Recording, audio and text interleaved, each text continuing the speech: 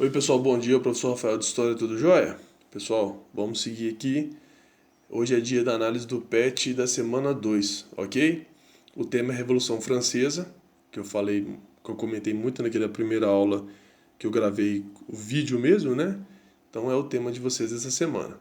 Então vamos lá. Caros estudantes, nessa semana você vai reconhecer as circunstâncias sociais que antecederam a Revolução Francesa, seu desenrolar e entender suas consequências, em especial para a Europa, mas também para o processo de independência mundo afora, inclusive do Brasil.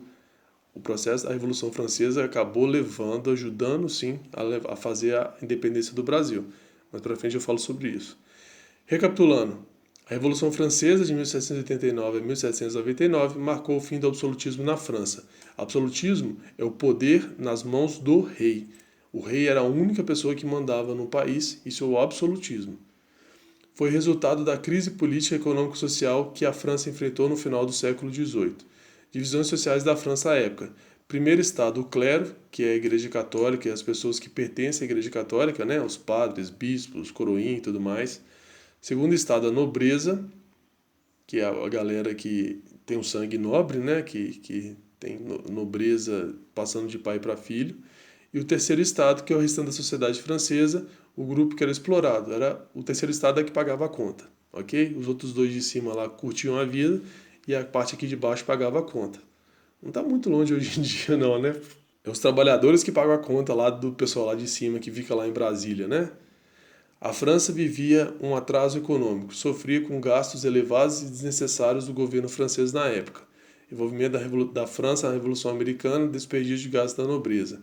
Então está dizendo que a França estava quebrada, falida, e o rei da França não parava de gastar dinheiro. Então isso vai dar um problema. O aumento dos impostos cobrados dos camponeses os obrigou a ceder uma parcela cada vez maior de sua renda. Para piorar, em 1788 as colheitas da França haviam sido ruins. Então, o terceiro estado, que é a parte mais pobre, a todo momento é cobrado imposto e coisa que eles não estavam aguentando mais. Fora que em 88, que é um ano antes da Revolução, a colheita foi muito ruim. Teve problema, se eu não me engano, problema de seca, né? Então a colheita, a alimentação ficou muito ruim. Então já era pagado impostos demais, agora vai faltar comida, já que a colheita foi muito ruim.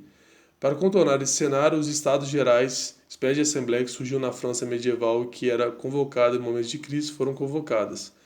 Em 1789, os representantes do terceiro estado exigiram que o voto fosse individual. Foram derrotados, uma Assembleia Nacional Constituinte foi criada, a população enfureceu-se quando o rei ordenou o fechamento da Constituinte. Tomada a Bastilha, que é o início da Revolução Francesa, né? 14 de julho de 1789, os sans-culottes rebelaram-se, que é a parte mais pobre da sociedade, né, sans-culottes, e atacaram a Bastilha, prisão símbolo do antigo regime. A queda da Bastilha marcou o início da Revolução Francesa e espalhou o fervor revolucionário pelo país. As etapas da Revolução Francesa: Assembleia Nacional Constituinte, o Grande Medo, saques a propriedades assassinadas dos aristocratas, os privilégios feudais e do clero foram abolidos, Declaração dos Direitos do Homem e do Cidadão, que é o que a ONU usa hoje para fazer o decreto dela. O rei Luís XVI tentou fugir da França, mas foi capturado e conduzido para o Palácio de Tuileries, em Paris. Em 1791, a França se torna uma monarquia constitucional. Então, eles ainda aceitam o rei, é uma monarquia. Só que tinha que ter uma constituição para controlar esse rei. Em 1792, teve a Convenção, que a Assembleia Legislativa foi submetida pela Convenção.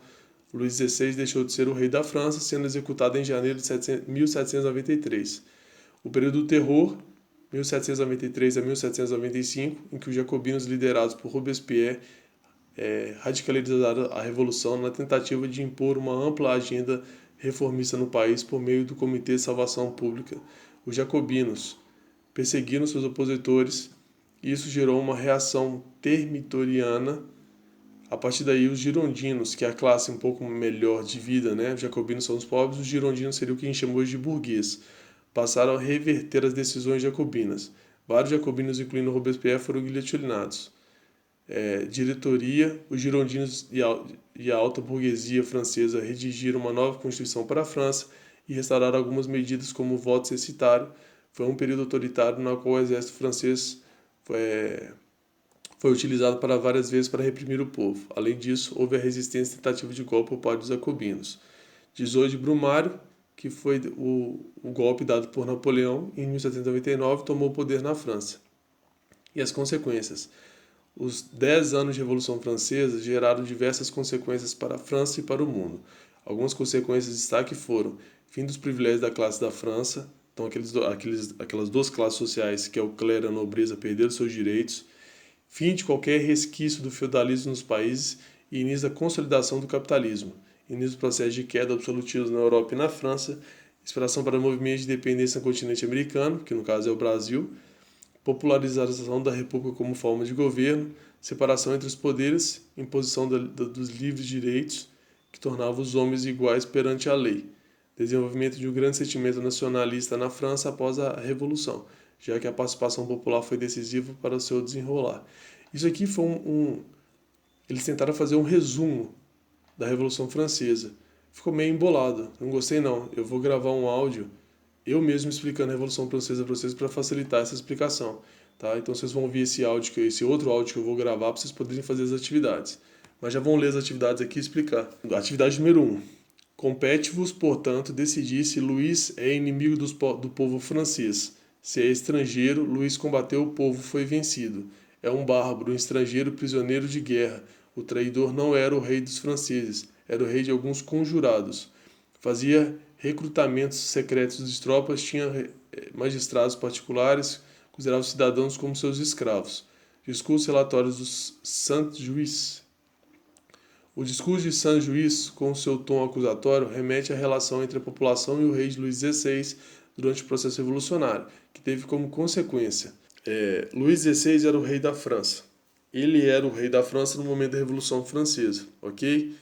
Ele tentou resolver de maneira bem quebra-galho o problema quando ele reuniu os 3 estados para resolver quem ia pagar a conta, afinal de contas, e o que não deu muito certo.